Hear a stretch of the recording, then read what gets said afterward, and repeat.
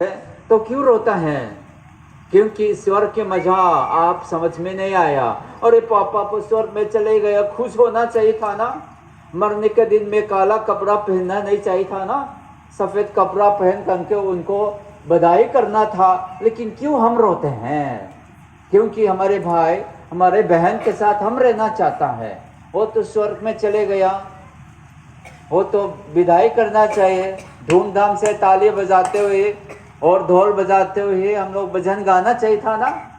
अरे पापा तो चले गए स्वर्ग पे, आप रो रहे हैं। खुशी होना चाहिए था ना, क्योंकि वो परमेश्वर के साथ चले गया है। परंतु आज मनुष्य होने के कारण ही अब तक हम रो रहा है। आप मरने का डर लगते हो, दवाई कराते कराते खर्चा लाखों रुपया खर्चा कर लेते हो।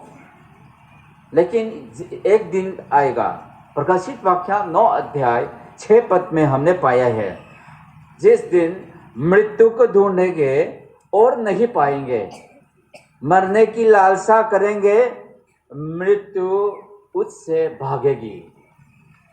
उसके मतलब मरना चाहोगे, ढूंढते ढूंढते नहीं मिलेगा।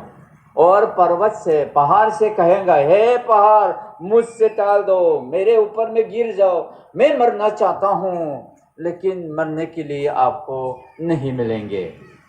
ऐसे समय आएगा। इस शारीरिक मृत्यु के बारे में कहना चाहूँगा। मरकुस 13 अध्याय 8 पद में हमने देखा है। उसके पूरे कहानी को हम सुनेंगे तो प्रभु यीशु मसीह के आगमन से पहले सारे चिन्हों को हमने पाया है। क्या कहा था?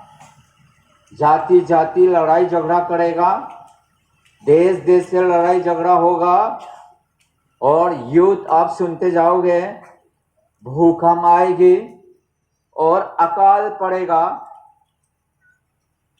एक दूसरे से आपको पकड़वाया जाएगा। ये सब कुछ हमारे सामने आ रहा है ना, वचन में लिखा है। वही हम लोग सुनते जा रहे हैं। सारे दुनिया में जो युद्ध होते जा रहा है, जाति जाति लड़ाई झगड़ा करते रहे हैं। और भूकंप कई बार आया है, हमारे देश को छोड़ करके दूसरे देश में कितना भूकंप आया था, बहुत लोग मर गए हैं। और उसी वजह से